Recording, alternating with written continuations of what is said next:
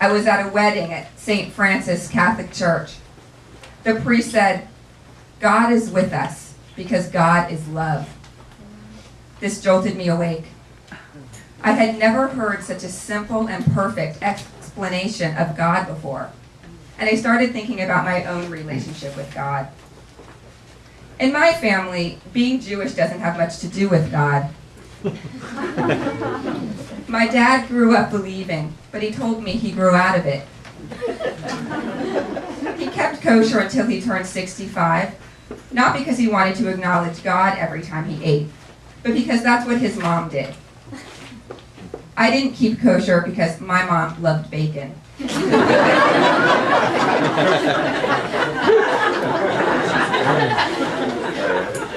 I asked her recently if she believes. She said, maybe, I don't know. It's not like I believe in all the foo-foo around it. I definitely don't believe there's a being that decides famine or flood. My parents may not believe in God, but they believed in sending their kids to Sabbath school so we would get a Jewish education. And they believed in celebrating Hanukkah and family and matzo ball soup. Religion for me was an identity or a club, a grouping of individuals based on a shared culture. I was born into a family of Jews, and except that my clothes would have been different, just the same I could have been born into a family of hippies or Hell's Angels. Like my dad, I started off believing in God, and can remember when I lost my faith. It was a week after I felt a lump in my breast. I was in Mrs. Van Pelt's 4th grade class, standing, facing the flag to recite the Pledge of Allegiance. I put my right hand over my heart, and that's when I felt it. A knob under my left nipple. I was sure I had cancer. I rode my Evel Knievel Huffy home as fast as I could, and told Susie that I would have to go to the hospital to get the lump removed, same as my grandmother had to do. I was afraid of cancer, and the possibility of death did occur to me, but I was more afraid of something even worse. Please, God, I prayed, please don't give me big boobies.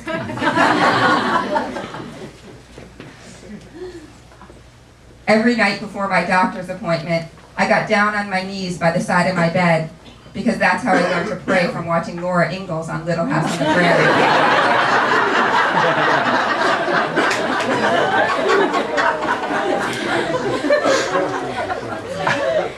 I put my hands together in front of my heart and talked to God about the unthinkable, getting big, smushy, motherly boobs.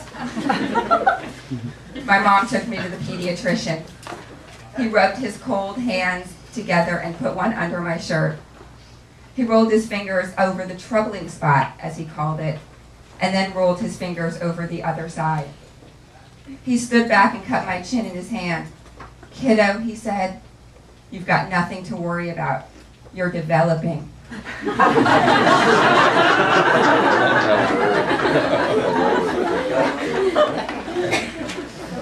God failed me.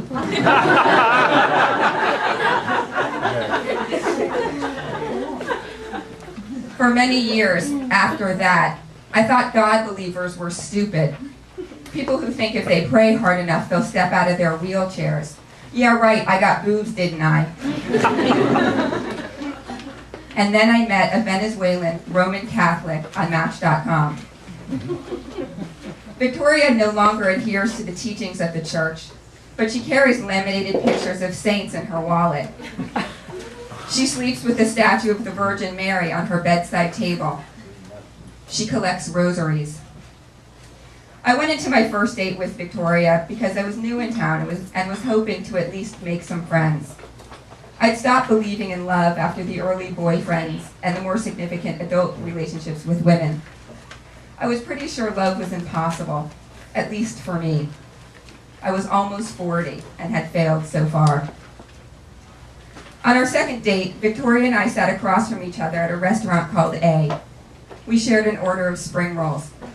I thought she was pretty. I was trying to get to know her, asking questions. Do you drink Starbucks?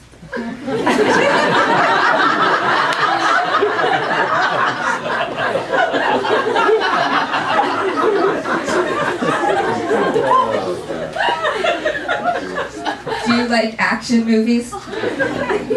Do you believe in God? Victoria put down her fork.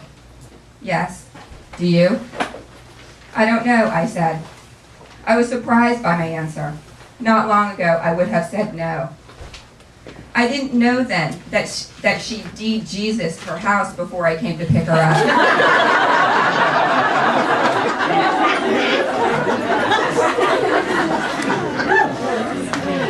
I also didn't know she had lined up all her saints and cast a spell on me.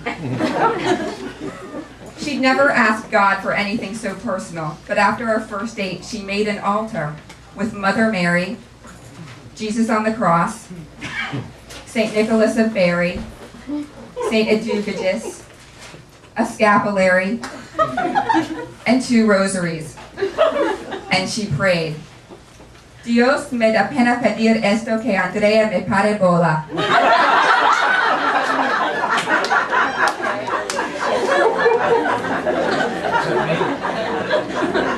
I'm embarrassed to ask for this, she said, but God, make Andrea pay attention to me. We ordered dessert and coffee. Victoria asked me if I'd ever been married. She had been. I said I'd never loved anyone enough. She asked if I'd been with men.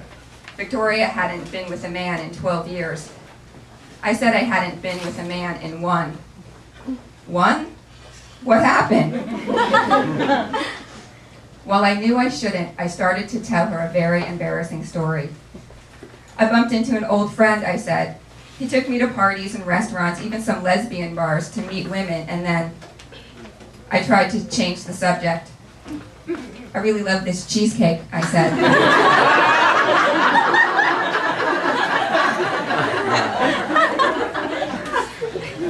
What happened, she said. She leaned in and met my eyes. I looked away. I was a little desperate, I said. Tell me, she said. I didn't think he was after me, but one night he said he'd learned some tantra and wanted to show me his moves. It's all about breathing and relaxation. He said, I'll give you a massage. Victoria didn't say anything. He kissed me, and 2 seconds later he took off his clothes.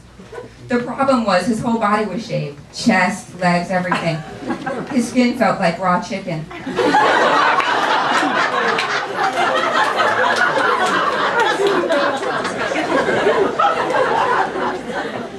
At some point I said, what about that massage?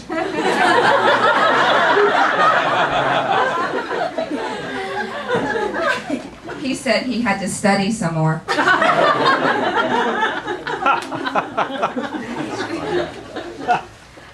I looked up. Victoria smiled so big, I knew she got me. She was pretty before that smile, but after, she was magnificent. I wanted to jump into her lap and tell her everything that had ever happened to me. It's been more than 2 years since that date. Finally, I'm getting married.